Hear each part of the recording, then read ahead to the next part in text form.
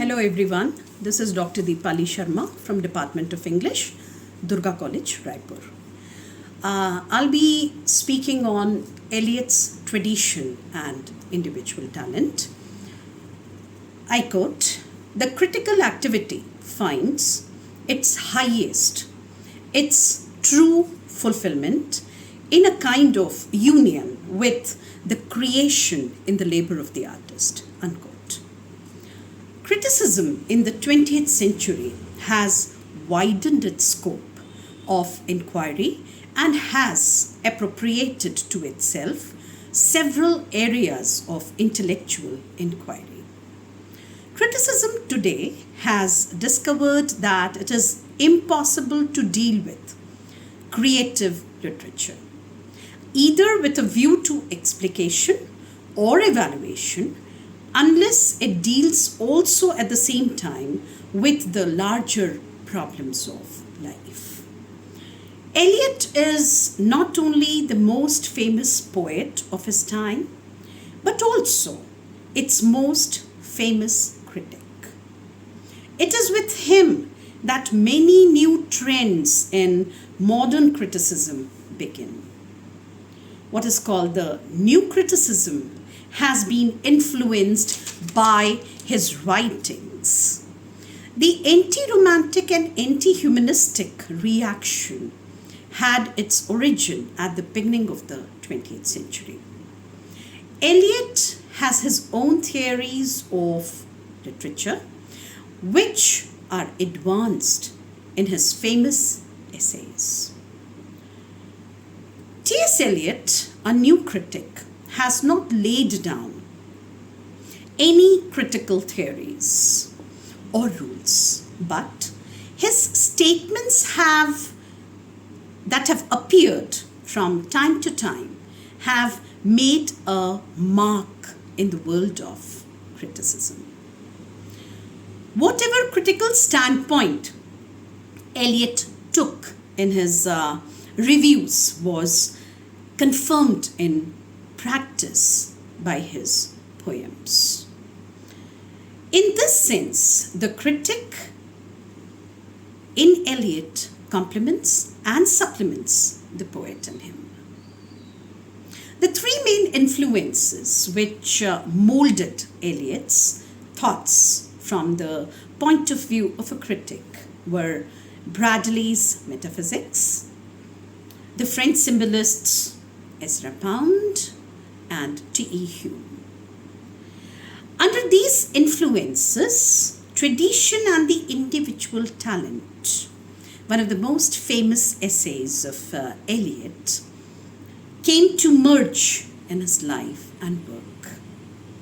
He thought that any work of art can only be created out of the mixture of tradition and the individual talent. Tradition and individual talent attacks the principal conception of the Romantic theory of literature. In the Romantic theory, poetry is the product of the inspiration of the poet. The poet is essentially a genius, a highly individualistic mind, creating poetry through the power of imagination. Thus, the personality of the poet is of great importance in poetic creation. Eliot's essay, Tradition and Individual Talent, attacks these very notions. Instead of the notion of a genius, he advances the concept of tradition. The essay, Tradition and Individual Talent, begins by referring to the absence of the traditional element in contemporary writing. Eliot deplores this fact. Eliot's concept of tradition is not a passive transference of the poetic practices of a previous generation or generations. the most important element in tradition is the historical sense. Eliot defines the historical sense as, I quote, a sense of the timeless as well as the temporal, and of the timeless and of the temporal together, unquote. No artist has any importance when considered alone. His significance is that of belonging to a tradition. To understand and judge the work of a new poet or artist, we must compare and contrast him with the other poets and artists in the tradition.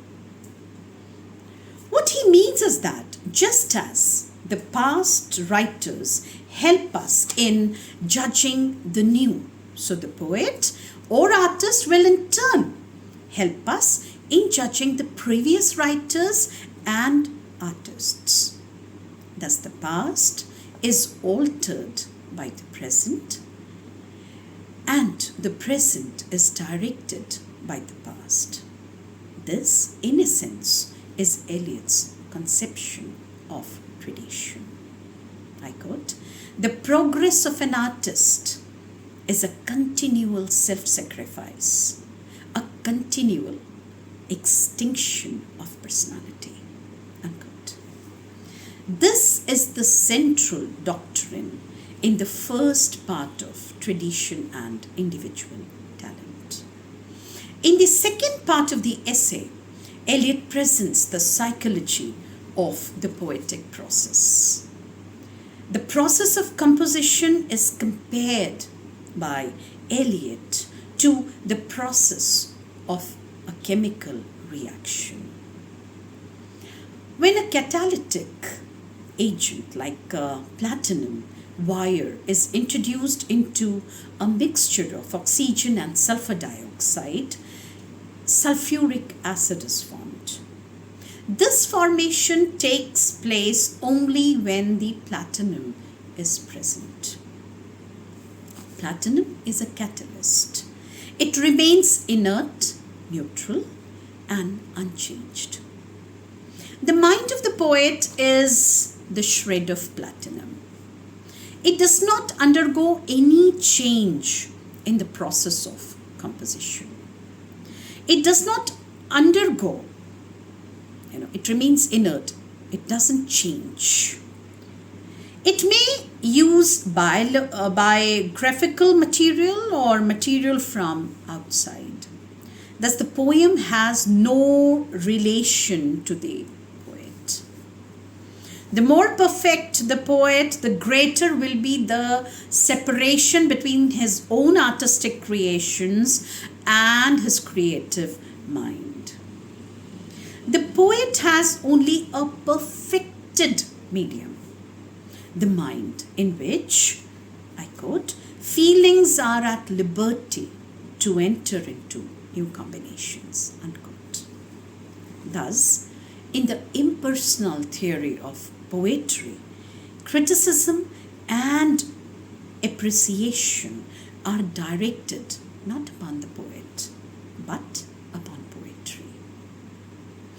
Eliot illustrates this theory by applying it to some examples of great poetry. The artistic emotion that is evoked is definitely different from the actual emotion. And this could be understood through an example. We are all aware of Keats's Ode to a Nightingale. It contains a number of feelings which have no direct relevance to the nightingale. But in any case, I quote, the difference between the art and the event is always absolute, unquote. T.S. Eliot supports his impersonal theory with reference to philosophy and metaphysics. His Eliot's philosophical theory repudiates the notion of the substantial unity of human soul. Thus, the poet has no personality to express, but is only a medium. I quote, "The more perfect the artist, the more completely separate in him will be the man who suffers and the mind which creates." Unquote. Therefore, poetic process involves, it's a combination of emotions and feelings, and the resultant is poetry. But this process takes place only in the presence of the mind of the poet, because the mind of the poet here acts as a catalyst. Eliot says it is not the greatness or the intensity of the emotion, I quote, but the intensity of the artistic process, the pressure, so to speak, under which the fusion takes place, that counts. Unquote. He points to Dante's treatment of the episode of Paolo and Francesca. It's not the business of the poet to find new emotions. On the other hand, he must use the ordinary ones and transform them into poetry. T.S. Eliot in the essay attacks Wordsworth's definition of poetry as emotion recollected in tranquility. Eliot says, I quote, "Poetry is not a turning loose of emotion, but an escape from emotion.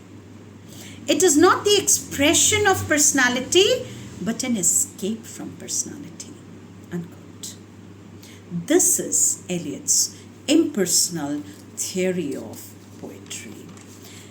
This theory is made the basis for a new criticism.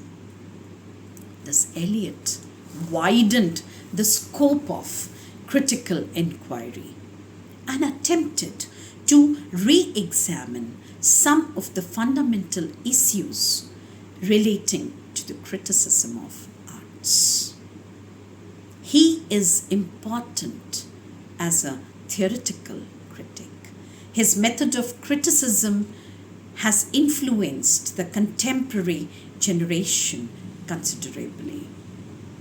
His notion that a work of literature is an objective correlative and dissociation of sensibility have been the principal critical conception employed by many critics of the modern schools. Thus, some of the important aspects of Eliot's theory and practice of criticism are: first, one must concentrate upon the works of arts without prejudice or any other kind of preconceived notion. He advocates complete objectivity and detachment in criticism, and he has demonstrated this in his own critical studies of metaphysical poets like Ben Jonson, Dryden, and some of the Elizabethan dramatists. The other important aspect of Eliot's criticism is cultural and moral and religious problems also fall within the purview of his criticism. In the treatment of other literary issues, certain social and cultural problems are naturally implicit, and every author has to be studied against the background of the ideas and those that prevailed in his time. Eliot's criticism of poetic drama in the contemporary future is something of a very great abiding interest. In a very succinct, precise, and persuasive manner, he advocates objectivity through a process of depersonalization. He is responsible for bringing the objective correlative into the canons of criticism. The other word which Eliot has given to modern criticism is sensibility. It's a key word in his criticism and means the creative faculty of assimilating the varied experiences of real life into a meaningful expression. In the matter of critical style, T.S. Eliot gave to the history of criticism a directness, a concentrated purity of interest, an intense and rigorous concern to convey the essential perception and the bearing of this as realized by the critic. Thank you very much.